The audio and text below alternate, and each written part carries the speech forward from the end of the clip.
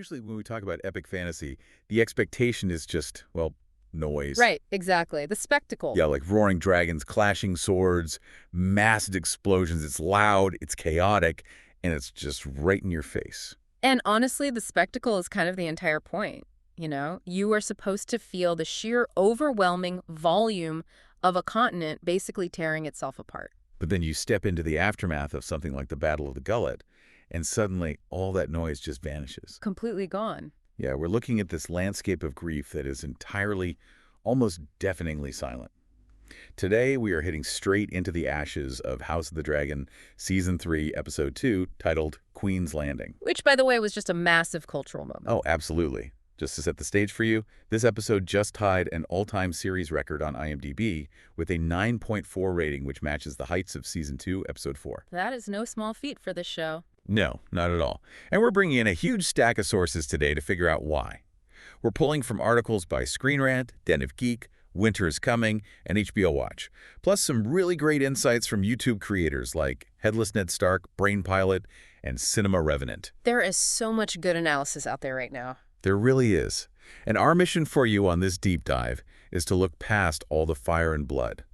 We want to unpack the hidden details, explore the masterful nonverbal storytelling that dominated the screen, and really tackle some of those deeply controversial decisions the showrunners made regarding the original source material. There's definitely a lot of debate on those choices. For sure.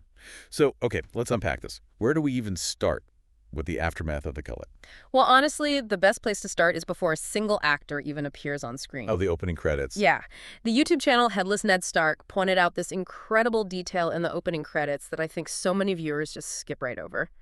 The show is continuing this brilliant tradition of updating the Targaryen tapestry in real time. Right, and it wasn't just a minor update this time either. No, it was brutal. It's basically a haunting documentation of their own downfall. Woven into the threads, we actually see Corlys Velaryon battling Shirako Lohar during the battle, and then this part is just rough. An image of Prince Jacaerys floating lifeless in the bloodstained water, pierced by arrows. Yeah, it immediately grounds you in the permanence of what just happened. Like, the tapestry tells you this isn't a temporary setback, this is permanent historical tragedy. Wow. Yeah, that is a great way to put it. And that visual really sets the tone for the actual opening scene on Dragonstone, you know, where Baelaila returns Jace's body to his mother, Rhaenyra. Oh, man. That scene.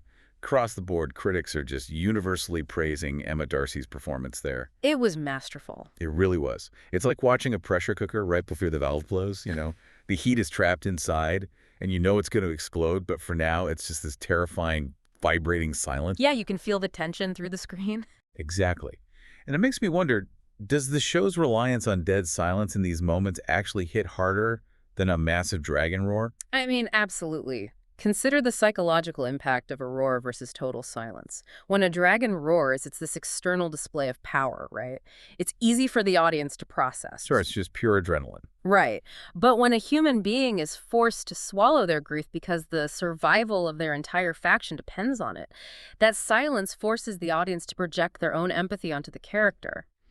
HBO Watch actually did a phenomenal analysis of the nonverbal storytelling here. Oh, what did they think? They noted that Darcy conveys this incredibly complex emotional state, basically the unimaginable heartbreak of a mother colliding with the rigid duty of a queen, almost entirely through microexpressions. Like just the tiny facial twitches. Exactly. A slight tightening of the jaw, a super rigid posture. And the lack of dialogue makes you hyper aware of the physical spacing in the room, too.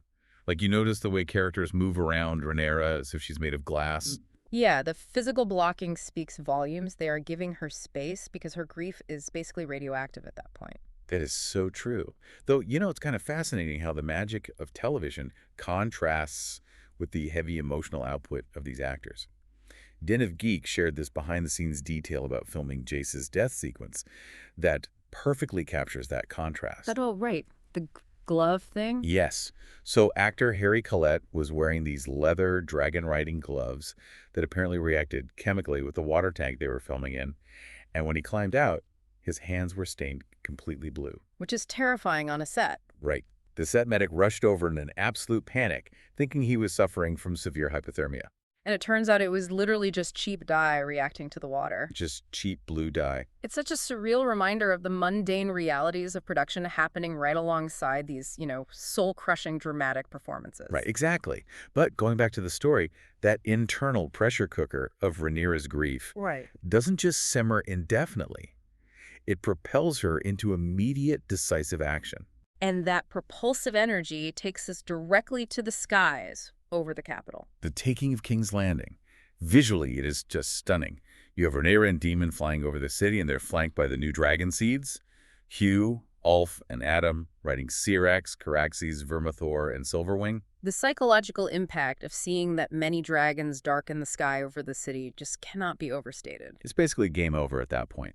Yeah, Screen Rant highlighted how this aerial superiority forces a relatively bloodless surrender. The city is taken not by a clash of armies, but by the sheer, terrifying shadow of absolute power. But the real tension isn't actually up in the sky, it's down in the Red Keep. Oh, down in the throne room. Yeah. Right. Daemon strolls into the throne room, and he's confronted by Sir Luthor Largen and the Gold Cloaks. And as a longtime fan, watching this play out makes your stomach drop because it perfectly mirrors one of the most traumatic moments in TV history. The betrayal of Ned Stark in Season 1 of Game of Thrones. Yes, the staging is nearly identical.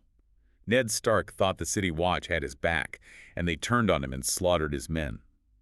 Here, Daemon and Rhaenyra are surrounded. The audience is holding their breath, just waiting for the trap to spring. But it doesn't. Right. Instead, the Gold Cloaks turn on the usurpers. They remain completely loyal to Daemon. What's fascinating here is how the show addresses the payoff of institutional memory. Headless Ned Stark brought up this brilliant point. Daemon completely reformed the City Watch 20 years ago. He gave them the Gold Cloaks in the first place. Exactly. He gave them their iconic cloaks, he trained them, he gave them an identity and pride. This wasn't some sudden, lucky twist of fate. It was the long-term dividend of a 2-decade investment in loyalty. But I have to push back on that a little bit. I hear the institutional memory argument, but is this actually noble loyalty we're seeing? Or did Daemon just build a state-sponsored street gang 20 years ago? That's a very fair question. Like, are they protecting the realm, or are they just protecting their old mafia boss? Well, that ambiguity is exactly where the narrative thrives, right? The City Watch is not loyal to the abstract concept of the law, and they certainly aren't loyal to the crown as an institution. No, definitely not. They are fiercely, pragmatically loyal to the man who empowered them. It's a gritty, street-level loyalty that secures the throne room. And to cement that transfer of power, Daemon symbolically hands his Valyrian steel sword, Dark Sister, over to Rhaenyra. Which is a huge deal. Valyrian steel isn't just a weapon in this universe, it's the ultimate symbol of Targaryen legitimacy. Handing it over is Daemon formally acknowledging that the war, the authority, and all the bloodshed, it all belongs to her now. Right. But as Rhaenyra quickly discovers, securing a throne and actually wielding the power of a monarch are two entirely different skill sets. So true. Because after 3 seasons of fighting, bleeding, and literally losing her children, Rhaenyra finally sits on the Iron Throne. And it is not a happy moment. No, there is no triumphant music. There's no smile. Just utter exhaustion. And sitting at the base of that throne is Otto Hightower, the man who spent decades manipulating her family to get his own blood on that seat. Otto being executed at the foot of the very throne he devoted his entire life to controlling is incredibly poetic. It really is. But the execution itself has deeply divided audiences and critics. It sparked a massive debate about the internal logic of the show. Right, because Rhaenyra decides to do the beheading herself. Yeah. And it is messy. Very messy. She takes 2 swings to get through Otto's neck. And reviewers are just intensely split here. You have outlets like Nexus Point News who found it tragic and poignant, like a visual representation of the heavy, bloody toll ruling takes on her. But then on the other side... Yeah, on the other side, you have Winter is Coming, who absolutely blasted this scene. They called it idiotic and illogical, pointing out that past kings, from Aegon the Conqueror to Robert Baratheon, never carried out their own executions. This raises an important question about the core political mechanisms of Westeros. Monarchs use royal executioners for a very specific reason. It distances the crown from the butcher's work. They stay above the violence. Exactly. The monarch is supposed to be a deity, basically the law incarnate. When a monarch personally swings the sword outside of the Stark tradition in the north, of course it lowers them from a ruler to a common executioner. It's like a Fortune 500 CEO suddenly deciding to I don't know, go down and moth the lobby floors themselves to prove a point. That is exactly what it feels like. Here's where it gets really interesting, though. Is she proving to the realm that she's a badass who isn't afraid of blood? Or is she just showing the nobles that she doesn't know how to delegate the basic functions of a monarch's power? Precisely. Power is about having people who do the messy work for you. When you do it yourself, you blur the lines of authority. By having Rhaenyra take the sword, the showrunners clearly wanted this visceral, empowering visual moment for a modern television audience. Right, it looks cool on screen. It does. But critics argue it fundamentally breaks the established world building of how royal power actually operates in George R.R. Martin's universe. And while Rhaenyra's struggle is about navigating the delicate, bloody optics of wielding this new power across the Red Keep, Alicent is experiencing the exact opposite. The terrifying vulnerability of losing all power. Yes, because before she is eventually captured and brought before Rhaenyra, she faces an attempted assault in her chambers by Lord Jasper Wilde, who we know as Ironrod. Right, and this sequence drew heavy criticism from multiple analytical sources. He did. Reviewers pointed out that the assault felt like a really lazy plot contrivance.